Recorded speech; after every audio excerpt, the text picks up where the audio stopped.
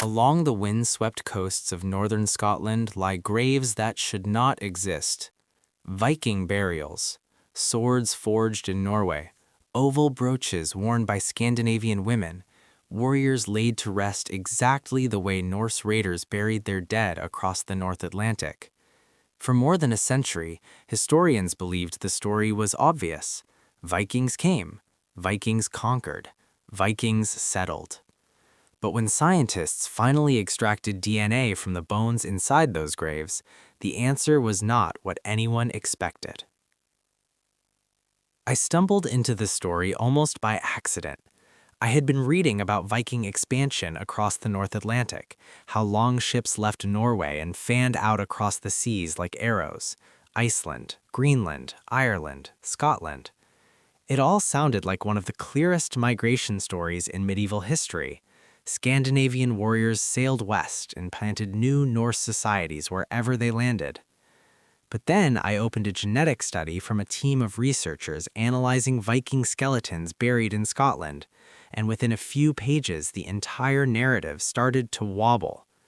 Because according to the DNA, many of the Vikings buried there weren't Scandinavian. Start with the version of the story everyone thought they understood. In the late 8th century, longships began appearing along the coasts of Britain, fast, silent, built for open ocean.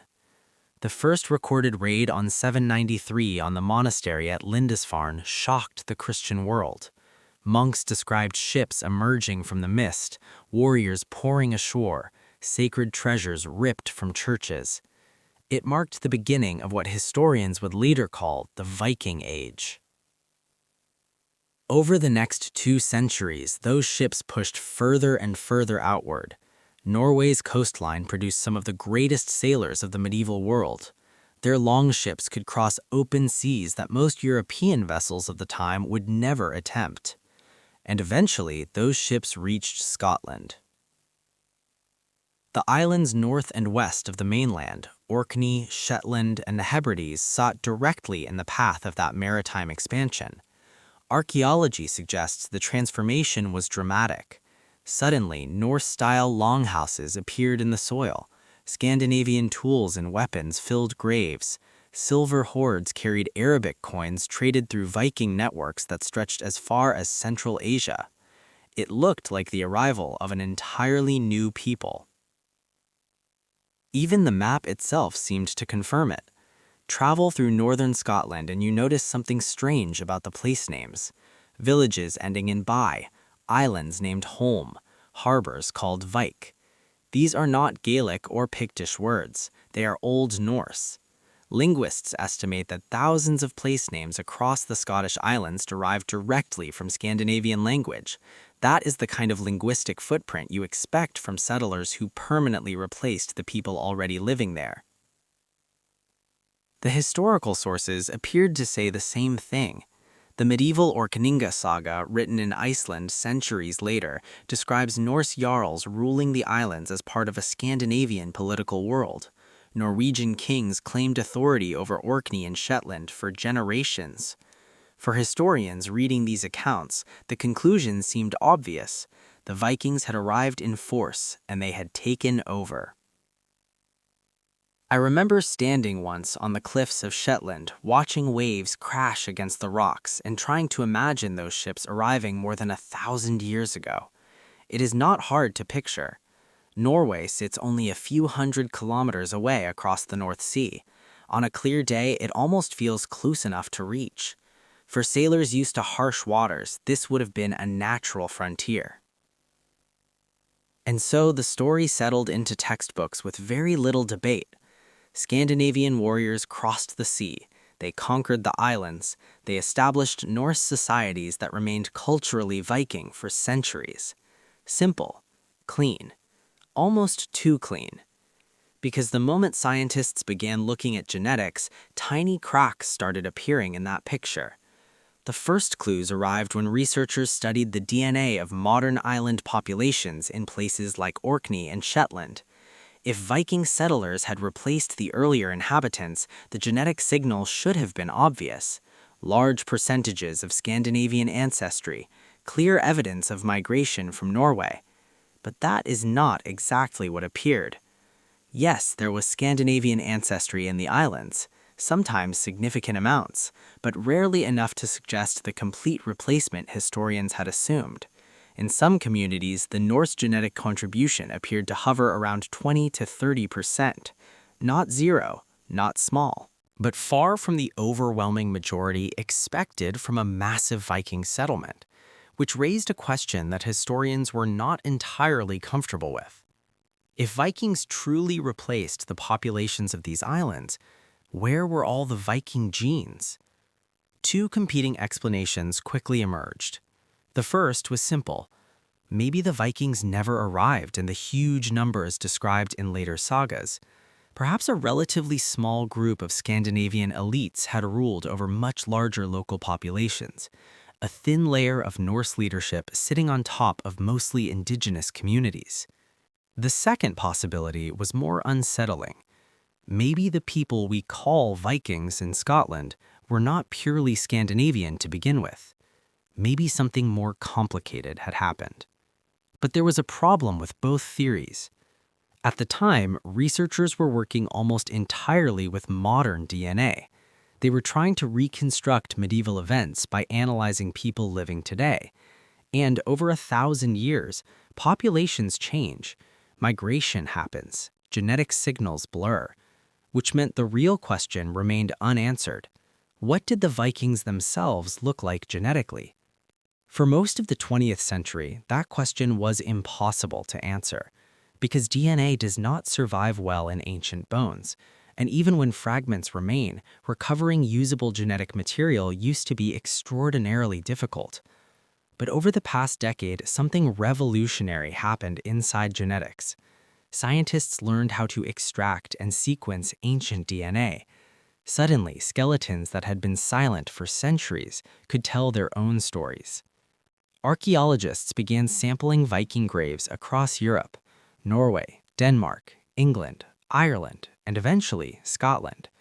For the first time, researchers were not guessing about Viking ancestry. They were about to read it directly from the bones. When the first large datasets finally arrived around 2020, they triggered one of the biggest surprises in Viking history, because the genomes inside those Scottish graves revealed something nobody expected. Some of the individuals buried with classic Viking weapons weren't Scandinavian at all. One of the most influential studies appeared in the journal Nature in 2020, led by an international team of geneticists analyzing hundreds of Viking Age skeletons across Europe. They sequenced the genomes of more than 400 individuals from Viking sites stretching from Scandinavia to Greenland. Among them were warriors and settlers buried in the Scottish Islands. The expectation was simple. Viking graves should contain Viking DNA. And in many cases, they did. Some individuals clearly traced their ancestry to Norway or Denmark. Their genetic signatures matched Scandinavian populations almost perfectly. But mixed among them were people whose genomes told a completely different story. Individuals buried with Viking swords, carrying mostly British Isles ancestry. In other words, some of the Vikings in Scotland had ancestors who had likely lived in the British Isles for generations before the Viking Age even began. The grave goods said Viking. The DNA said something else. When I first read that section of the study, I actually paused, because it quietly flips the entire mental image most of us carry. We imagine Vikings as a clearly defined ethnic group, a people from Scandinavia who sailed outward conquering foreign lands. But the genetics suggests something more fluid, something far less rigid. The word Viking may not have meant what we think it meant. In Old Norse, the term Vikinger did not originally describe a specific ethnicity. It described an activity.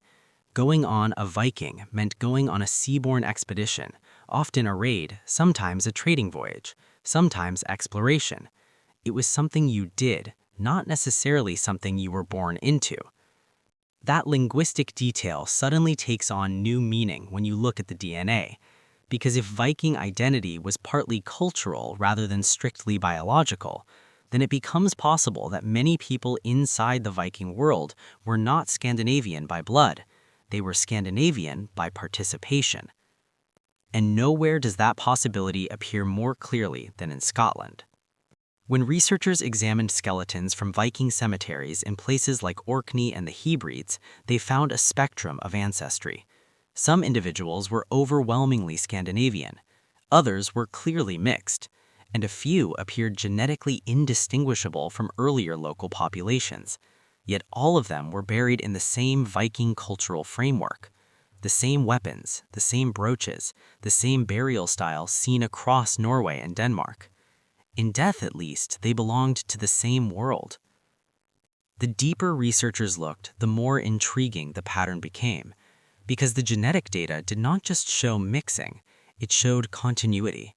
When scientists compared Viking Age individuals from Scotland with earlier Iron Age skeletons from the same regions, many lineages appeared to persist across the transition. In other words, the Viking Age did not erase the populations that were already there, it layered something new on top of them. The cultural transformation may have been dramatic, but the biological population often remains surprisingly stable. This is not what conquest normally looks like. Across much of European history, invasions leave strong genetic footprints. New elites arrive, armies settle, populations mix rapidly or are replaced. Over centuries, the genetic landscape shifts dramatically, but northern Scotland tells a subtler story. Viking culture arrived with enormous force, new political systems, new trade networks, new architecture, new languages echoing across the islands. Yet genetically, many of the people remained descendants of those who had lived there long before the first longship appeared on the horizon. Instead of replacement, what seems to have happened was absorption. Local communities gradually entered the Viking world. They adopted Norse customs, they joined maritime networks, they became part of a cultural system that stretched from the fjords of Norway to the edges of the Atlantic. Historians today often describe the result with a term that captures this fusion perfectly: Norse-Gaelic society. These were communities where Norse and Celtic traditions blended together over generations. Languages mixed, families intermarried, trade routes connected distant islands into a single maritime economy. The people living there were not purely Norse or purely Gaelic anymore. They were something new. The archaeological record reflects that hybrid world everywhere. Graves containing Scandinavian weapons alongside Celtic jewelry. Runic inscriptions appearing beside traditional local art styles. Settlement patterns combining Norse longhouses with older building traditions. Even personal names from medieval records reveal the blending. Individuals carrying Norse first names paired with Gaelic family names, or the reverse. Identity had become layered. And the genetics fits that picture almost perfectly. Over generations, Norse migrants and local islanders formed interconnected communities. Their descendants carried pieces of both histories.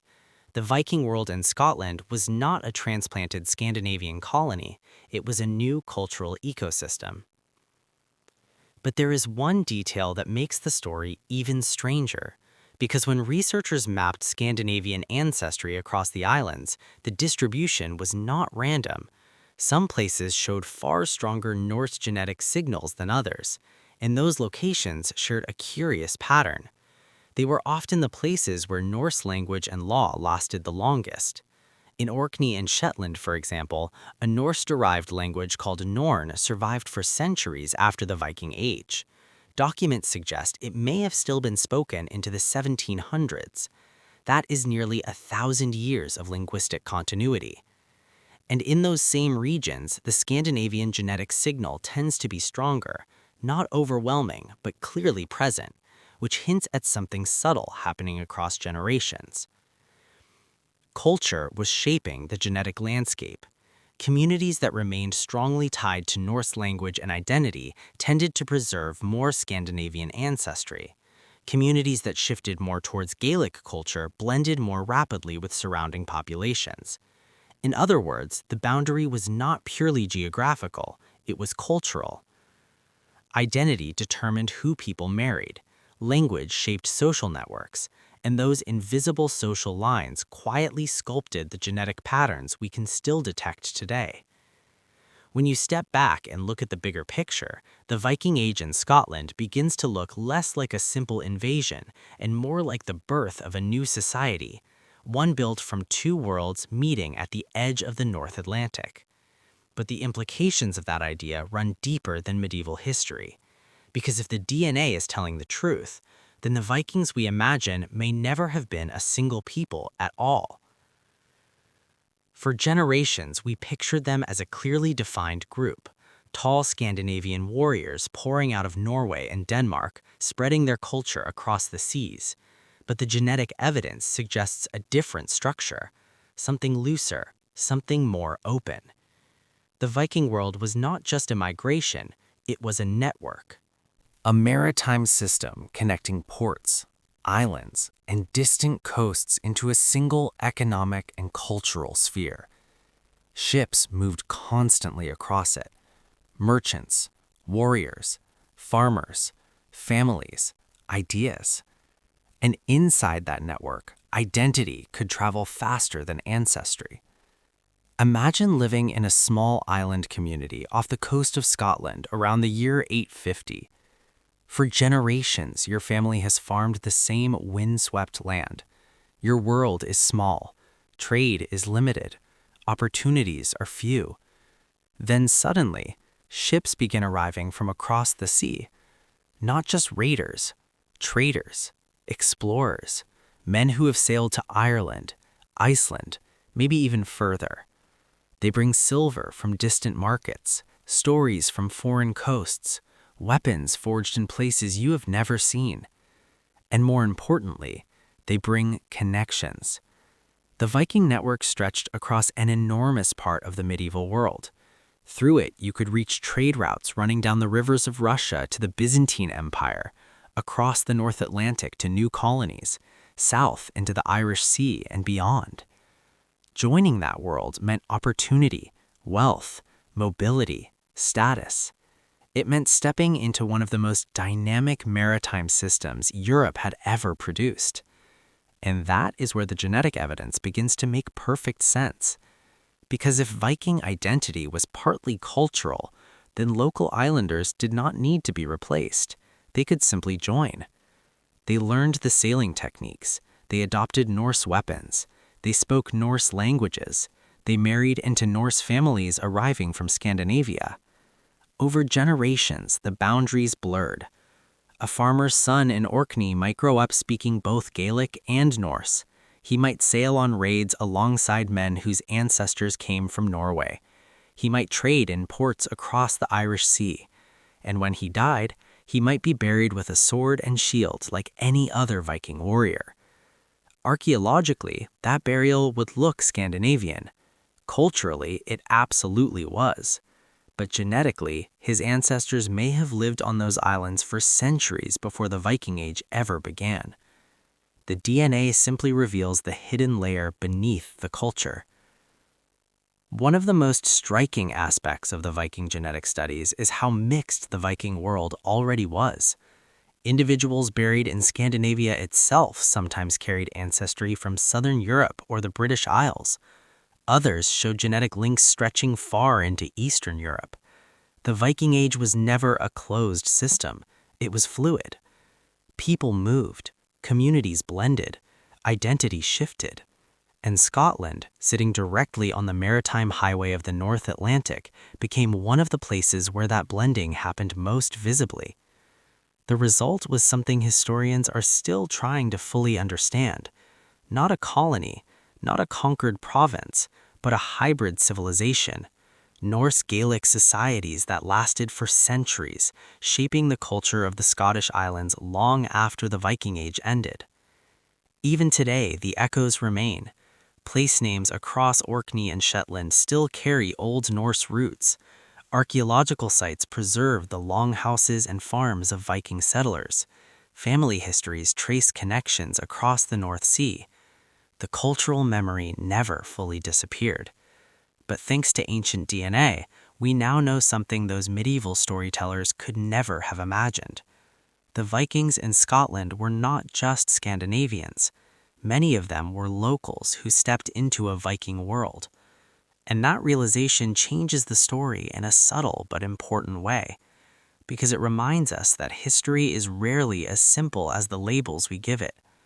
When we hear the word Viking, we imagine a specific type of person, a face, a place of origin, a bloodline stretching back through Scandinavia. But the evidence now suggests something more complicated. Viking was not just who you were, it was what you became. A role inside a larger cultural system, a shared identity built from ships, trade routes, warfare, and exploration. One that people from different backgrounds could enter if they adopted the language, the customs, and the life that came with it. In that sense, the Viking Age looks less like the expansion of a single people and more like the expansion of an idea powerful enough to pull distant communities into its orbit, powerful enough that island farmers in Scotland could become part of the same world as sailors from the fjords of Norway. The graves scattered across the Scottish islands still tell that story. Weapons buried beside men whose ancestors may have never seen Scandinavia. Brooches worn by women whose families lived on those shores long before Viking ships ever arrived. Culture layered over ancestry. Identity layered over origin. And more than 1,000 years later, the DNA quietly reveals how those layers formed. The Vikings did not just conquer Scotland. In many cases, Scotland became Viking.